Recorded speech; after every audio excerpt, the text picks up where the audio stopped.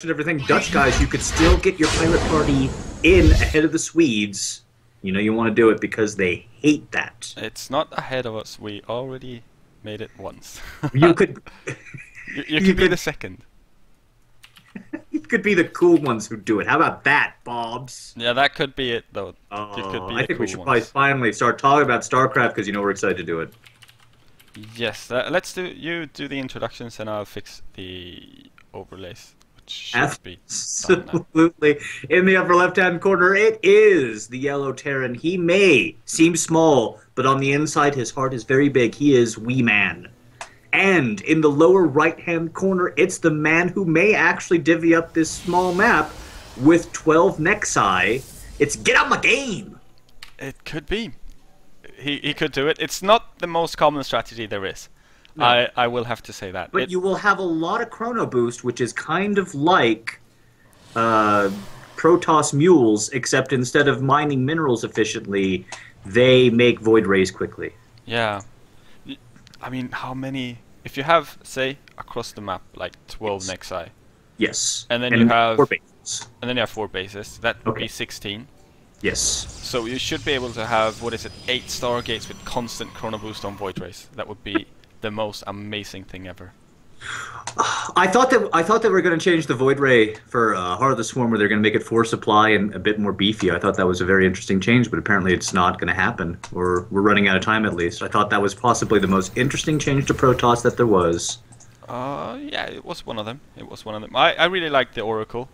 Of course. Like a couple of different. Which version? Yeah. Almost all of them. 9 different ships. So, like, which one do you like? I really liked the one where it had the time warp. I don't like the time warp on the mothership. It feels weird, to say the very least. It is good against early pushes though, and yeah, that's like the thing that feels a little bit wonky about me. Speaking of early pushes, we saw Weiman going up for a little scout to make sure that there was not any proxy raxing going on, with him sending his probe a little bit weirdly. I like that. I always like sending the scout off a little bit, just for timing issues and that kind of thing. Can always be a little bit more fun, and maybe even get some more scouting data. Both these guys getting all of the information that you can. Boy, my Skype is going crazy with references to this Nexus down the middle thing. Apparently, I really missed something. I was watching that DreamHack like crazy too. Oh, yeah, you really missed it. I can't believe. Well, you've got people on Skype that know about Starcraft, because I don't. Because nobody that plays Starcraft likes me, for whatever reason. Can you perhaps ask them who we can ask the chat as well? I'm fairly sure that it was Rotterdam and Mr. Bitter that were casting it, but I can't remember. So if someone could I've got a link to it. We'll find out right after this game. I'm going to click on it. Oh, click on it. You can't stop me. I will. You can't stop me. It's blue and it's right here. It's very, very tempting. We're just seeing a very... I mean, there's... I'm sorry that we're not super into this game yet, but we will be in short order. This is just totally standard. It's the 3 naked racks after the fast expand for the Terran, and we're going to be going up to some additional gateways in a robo facility for the Protoss.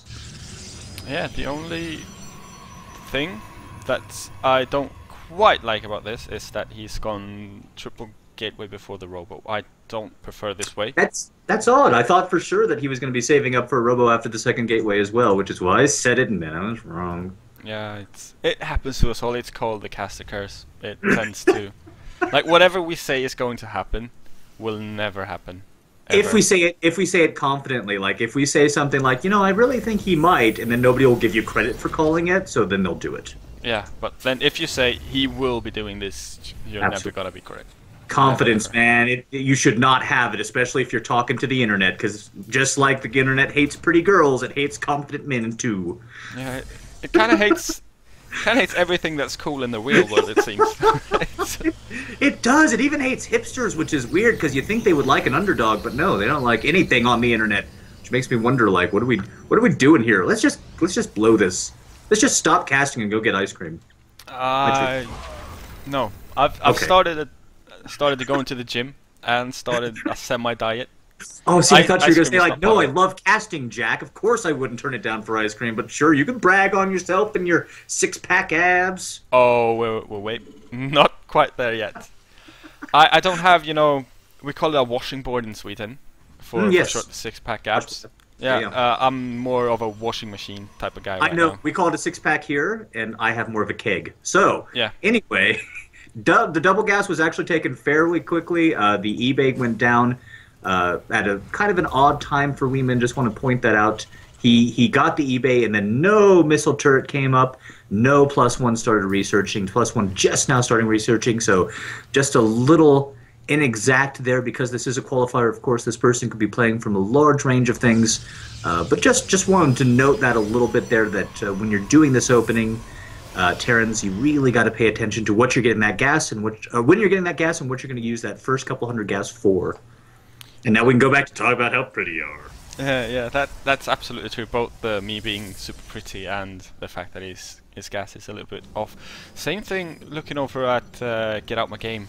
He has taken a fourth assimilator, but no probes in it as of just yet, and he's also going up for Blink, which, I mean, if he's really, really good with his Blink micro, this could be amazing. However, if he's only good with his Blink micro, this is most likely going to come back to hurt him, because you need to be stellar. Do you think he's going to try and blink into the main, or is this just Blink micro? Well, he most likely will want to do it, but this is a really weird map to do it on, because the only place you can really blink in from is so close to the ramp that you're probably not going to get into the mineral before Terran reacts. So we'll just have to wait and see, I suppose. Second observer's coming out, which also is another thing to like, that I like seeing Protoss do a lot. Well, I mean, it also adds a little bit of credence, I think, I think he's going to try and do some blink shenanigans with the second observer. We will see, but the second observer should definitely be coming out. I mean, they're cheap, and you don't need that many Immortals versus Terrans. It's surprising that we don't see more of it. The thing that I'm still surprised that we see so much of, frankly, is the scouting factory. I feel like this needs to be retired tremendously. You do? I Yeah. still like it. It still messes up stuff. You can land it on the third and make sure that it can't expand. That is pretty much the only use you can get from it, and I feel like it's almost like passive aggressive. Like, boy, I sure hope you don't build a bunch of colossi, and I can't build up my second starport now. Like it's it could be. It's We like see the first little fight as well. We see a stemmed up marine bunch that are trying to not even microing their way away. They're just standing inside of the force fields and getting absolutely obliterated by the Protoss army standing underneath that Guardian shield, neglecting so much of that damage. And the blink right now is going to be very useful, seeing as he's blinking up behind everything and just killing the retreating marines. Yeah, forcing another stem is a big deal, and killing some of those medevacs would also be, but no, he only gets them both into the red. Get Out My Game suddenly in a much stronger position because of that engagement, Bobs. Absolutely is, and he's even got a very, very forward pylon. Not even just the one behind there, he's got one down by the ramp. So he's looking in a very dominant position right now. It's going to be a little bit weird for him to, well, not weird, but hard for him to try to break this front, because now there's quite a lot of Marauders up, but it seems like he's going to try, and he's focusing the bunker for the first little bit of that fight. Now he's force fielding away a couple of the units and moving on back again. I haven't seen him blink inside of a fight though. I feel like he could stay on that ramp for a little bit longer if he just blinked back the hurt Stalkers instead of letting them die. 100%, but he is slowly eating away at this Terran force. That being said, Weiman has already made his transition with Ghost coming up here. His third is already down, so a big bout of damage needs to be done here. And there's the SCV pull. It's really an SCV. Well, it is an SCV pull, yes, and he will fend this up for now as well. But Weiman he's still looking good in the supply, and that's most likely because there are no zealots up front tanking this. So every time he just comes back forward with his marines that are stemmed up, he forces his opponent to retreat, since he doesn't quite feel confident about blinking in an engagement. So honestly, I don't want to be picky on him, but like, why get blink if the only thing you're gonna do with it is blink forward once, pick off 2 marines, and like almost kill 2 medevacs? I agree. The other thing is the army composition. I know you got the blink, but there was just way too many stalkers, as you mentioned. Charge coming up now, and that's a good transition. The scouting factory blocking off that third for quite a bit longer. Weiman's actually in quite a good position. They're on equal amount of harvest. Oh my goodness, actually, he's up 5 SCVs. So when you throw in the 3 mules, he's doing quite a good job there. It does look like, again, with the transition with Ghosts already on the way, with the upgrades coming out, oh, wow, he's actually ahead of upgrades over Get Out My Game. Weiman's in a much stronger position than I gave him credit for, and big engagements coming here at the middle again. Yeah, now we see the first real blink, and now the zealots are up front tanking a lot of the damage, and this is exactly what you want to do with those zealots. And like moving on back, which is, I kind of feel like Weiman is still in the stronger position right now, and mostly because this opponent isn't blinking his stalkers right now. If he just blink micro, now he's starting to blink micro, which is really, really good for him. He's gonna keep those stalkers alive for quite some time still, and the Immortals racked up 7 kills, and if he has been focusing Marauders with them, the Marauders will have died very swiftly, and that is something really good for the stalkers. Now blinking forward aggressively and just picking up the retreating troops, even getting almost all of the medevacs. I believe there's only 1 still on the map, 2 on the map now. Yes, very strong, but now again he's in trouble. He's overextended. The stalkers are starting to fall. They do not get a chance to blink out of there just yet. They're running all the way home, but the third nexus is almost only now up. He's still behind 10 harvesters. He hasn't been mining from that third for a very long time. Again, Weiman's getting further and further ahead, and he should feel very good about trading these basic units, these basic pieces for the Protoss gas-heavy units.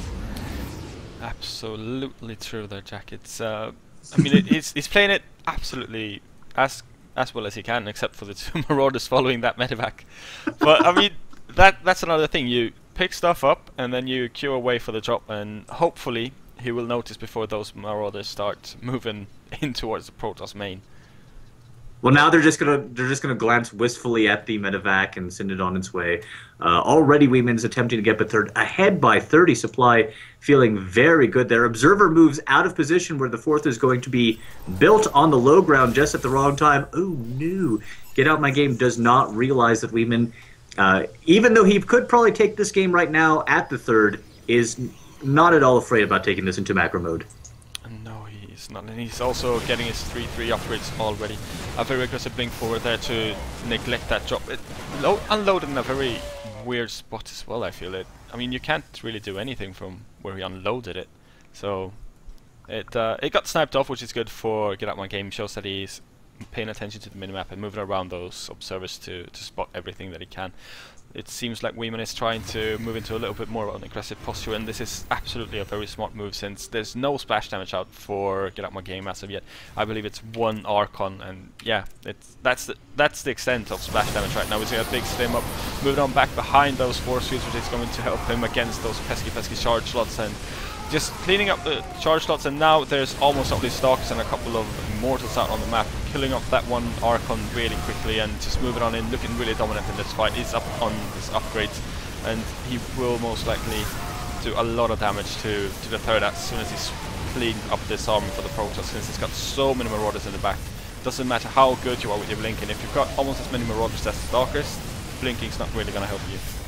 It's 100% true. Weiman's got just a lot of reinforcements ready to be there at home. Took out all the warpins and everything, and the probes are pulled. But again, all of these pieces can die for Weiman, and he's still in an absolutely perfect position. He knows he's won this game. He's not even all that concerned. He's going to try and save his medevacs in a couple of units, but really, it's game over for Get Out My Game.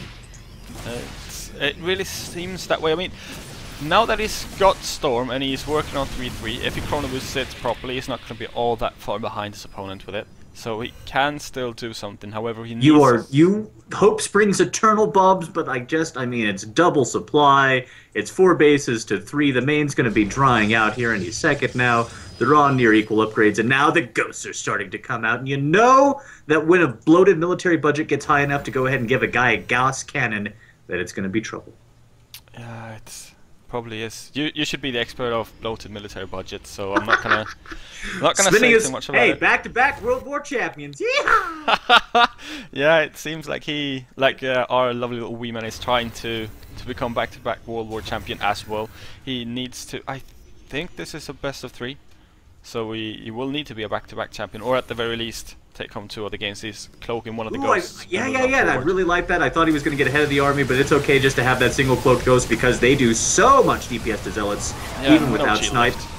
Oh man, look at that. It's a really, really good, solid play coming out from Weiman. Really solid engagement. And oh, not even a GG.